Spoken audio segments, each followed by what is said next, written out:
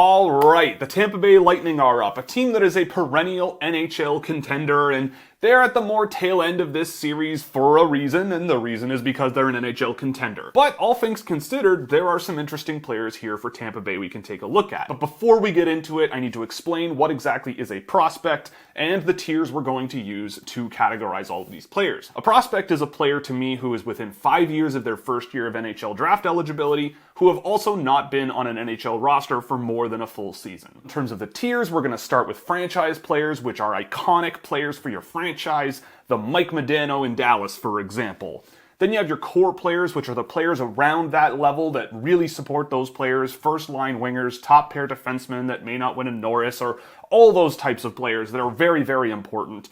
Then you have your depth players, which is a very wide category of everyday NHL guys, second, third, fourth line, up and down the lineup role players that you like having, but they don't mean the world to your organization, but they're nice to have. Then you have your maybes, which are just a lot of players with maybe high potential and just maybe a low likelihood of getting to the NHL, or maybe a bit more limited potential, but might not have quite enough to break into the bottom six or bottom pair of an NHL club. So to get things started, we start in the depth category for Tampa Bay, and there's three really interesting names in here for me in Connor Geekie, Dylan Duke, and Isaac Howard. Now they've just landed Connor Geekie coming from Utah, still weird not calling them Arizona, but in a trade for Mikhail Sergachev, Connor Geekie was the centerpiece coming back. I like Connor Geekie, and I think that it's pretty easy to see him being a bottom six NHL center who just makes other players in that role better.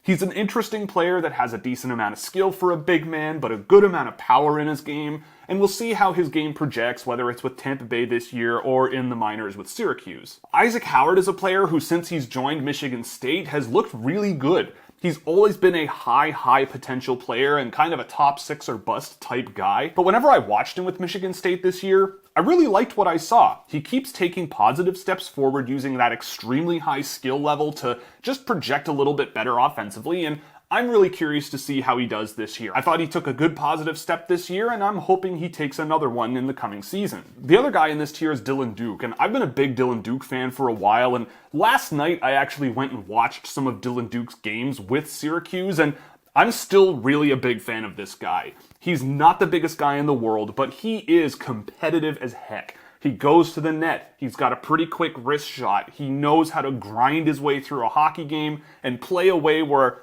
I'm not super concerned about his lack of size.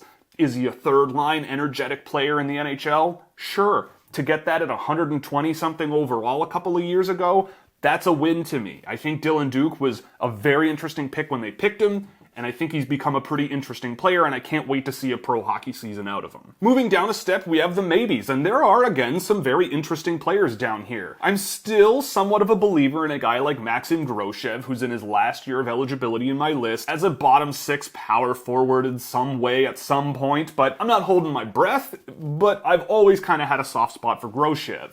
But in this tier, there's interesting players like Jonas Saaralainen and Noah Steen, who they just recently drafted this past season.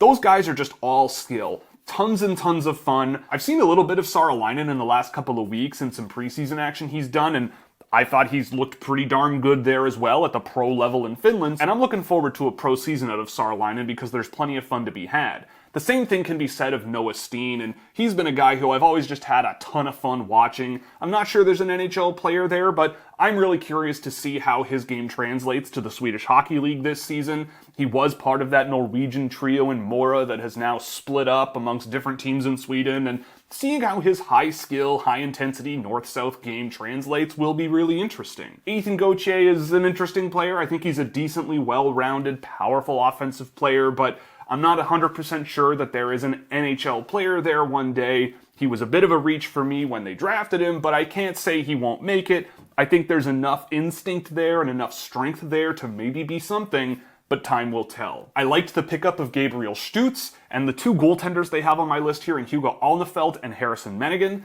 I think they're both decent options, and Stutz is one of the better players for his age playing at that level, and I'm curious to see how he plays in a pro season. He was one of the better junior players in terms of skill and high offense. that I saw in the WHL for his age, and I'm curious to see. And finally, in the maybes category, I've upgraded Nico Huutonen into this category, and some might say I'm being a little pessimistic about him, and I do feel like there is a pretty decent chance that he bucks the trend and moves himself up into the depth category and becomes an NHL player in some way. I just feel like his game is a little bit limited to just give me the puck, I'll power through a player and shoot it really, really hard on the net. But when he does it, it looks really cool, he's pretty good at it, and you know what? Sometimes in the NHL, if there's just a small subset of things that you can really, really do well, there's a job for you. And I feel like there's a chance that Huutonen becomes an NHL player, but for now I'm a little more reserved, and we'll see how things go for him in the AHL once he makes his debut there this season. Then you have your everyone else category here, and there's just everyone else in here. There's a lot of interesting players they've drafted over the years who are just on the older side of things and statistically might not really look like NHL players right now, but I am curious about what happens with Jan Golicic over the next couple of seasons. I'm curious about Joe Connor, who I thought was an interesting pickup. Eamon Powell has always been an interesting player to me, but I'm not 100% sure there's an NHL player there. Connor Kurth is certainly a very big boy, and we'll see what happens to him in another year in college. There's just a lot of solid players in this group that I just don't know if I see NHL players out of, but that's okay. All things considered, Tampa's done decently well for a team that barely drafts, does really well in the NHL, and just seems to aim high on skill a lot more than you might think. I think that will be rewarded for them, and adding a guy like Connor Geekie this offseason is an interesting pickup that should help round out the roster as well. So, the Tampa Bay Lightning are looking pretty decent even though they are towards the bottom of this list, and we'll see how things go for them, but they're still in a competitive NHL window, so they might stay around here for a little while longer, but, you know, winning is nice. And that closes out the Tampa Bay Lightning. If you liked the video, please like and subscribe to the channel. If you really liked it, check out Scouching.ca, where a subscription will get you exclusive written content and plenty of cool data tables for drafted and undrafted prospects. Tons of other stuff is there as well you can check out at Scouching.ca. So, we're done with the Tampa Bay Lightning, and tomorrow we look at the Ottawa Senators.